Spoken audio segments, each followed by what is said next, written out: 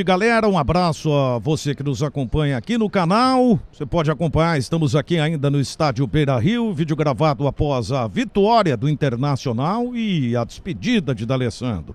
Talvez tenha sido esse o ponto mais alto, mas tem outro ponto que eu quero trazer neste vídeo.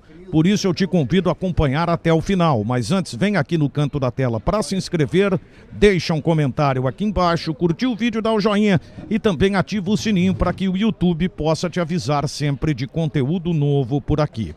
Bom, o que se viu foi algo totalmente diferente e eu pude sentir isso aqui no estádio, já que inclusive estive durante a semana pela Rádio ABC 103.3 FM narrando o empate do Internacional com o Guairenha pela Copa Sul-Americana.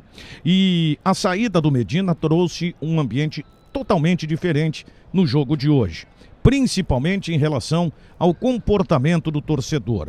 Claro que nós tivemos mais de 36 mil colorados e muitos vieram principalmente pela despedida de D'Alessandro. Este talvez tenha sido o componente que tenha feito com que houvesse até uma mobilização maior da torcida do Internacional. Mas não dá para esquecer que a saída do Medina influenciou.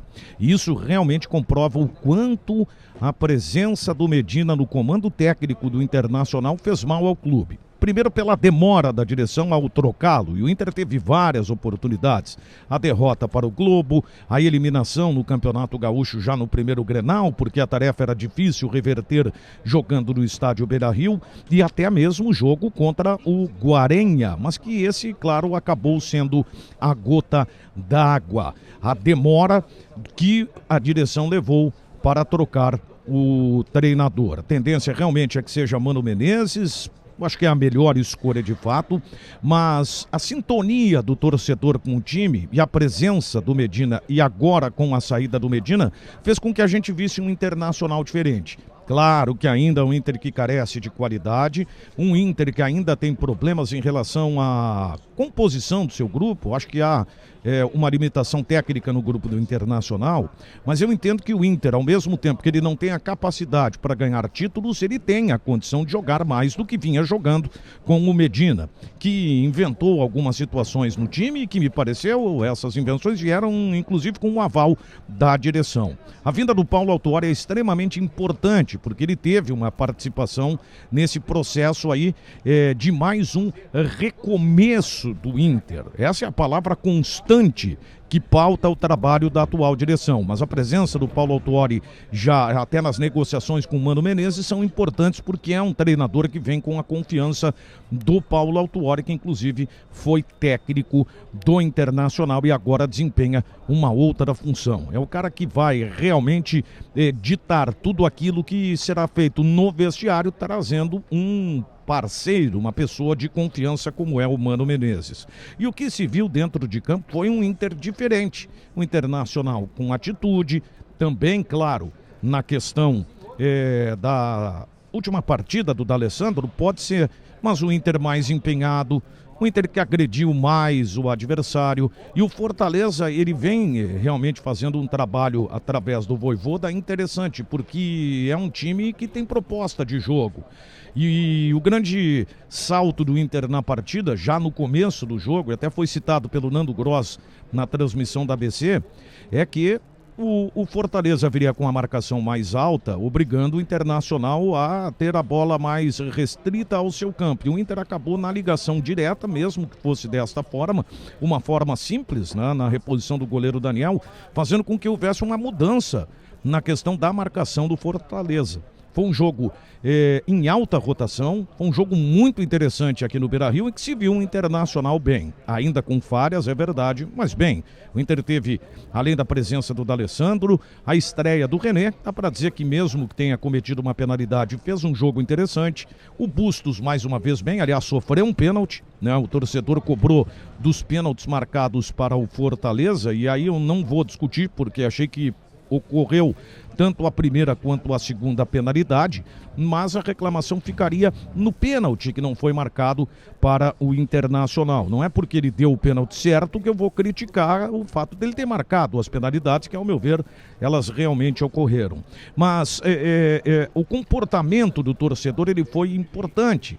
E dá para dizer que realmente quem tirou o Medina do Internacional foi a torcida. Repercussão junto à torcida, claro que tem também a cobrança da imprensa, mas o torcedor ele foi uma peça-chave nesta situação que obrigou o presidente do Internacional a mudar. Eu me lembro que se falava nos últimos dias que o Conselho de Gestão do Inter entendia que era preciso já que se desse um ponto final à presença do Medina no clube e que se tentaria convencer o Inter, o presidente do Inter. O presidente Alessandro Barcelos talvez tenha sido o último a depositar alguma situação até de possibilidade de recuperação do próprio Inter com o Medina, mas a coisa de fato acabou acontecendo.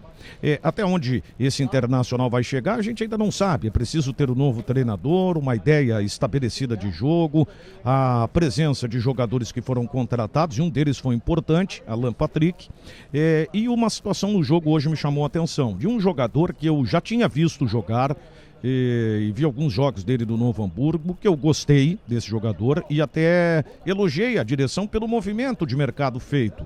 Não dá para ter preconceito em relação a alguns jogadores. O Alexandre Alemão, ele fez um bom campeonato estadual pelo Novo Hamburgo. É um jogador que tem uma outra característica, ele não é bem aquele centroavante que fica fixo na área, ele é um jogador que se movimenta, ele é brigador, por vezes aparece no lado do campo, mas vejam bem, ele não pode ser escalado, ao meu ver, para atuar ao lado do campo, como aconteceu com Medina, mas acabou sendo dele o gol da vitória do Internacional. Uma vitória que foi justa, porque o Inter fez um jogo aceitável dentro daquilo que ele vinha apresentando e até mesmo melhor. O placar do primeiro tempo, com o gol do D'Alessandro, se estabeleceu uma justiça ou a quebra de uma injustiça, porque o Fortaleza não havia apresentado em relação a número de oportunidades algo que, por exemplo, pudesse nos levar a dizer que ao estar vencendo por 1-0 era uma justiça sendo estabelecida no jogo.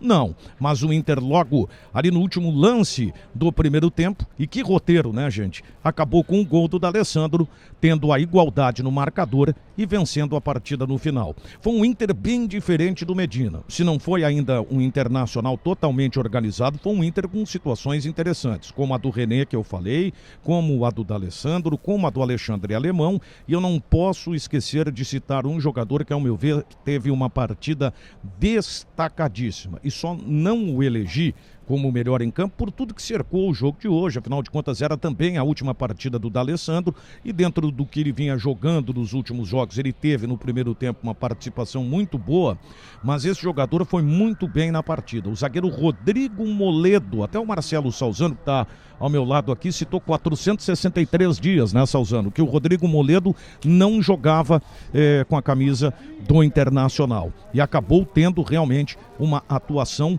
muito interessante nesta partida aqui no estádio Beira-Rio. Venceu o Internacional, uma justiça, a despedida do D'Alessandro, um reconhecimento justo a um jogador que colocou o Internacional, assim como outros, em um outro patamar e que marcou a história do Inter. Mesmo que no final tivesse saído, ido para o River, ido para o Nacional, as situações, elas mais recentes, inclusive, não apagam aquilo que o D'Alessandro acabou fazendo no Inter. E você, gostou daquilo que viu? E te deixo mais uma outra pergunta no ar.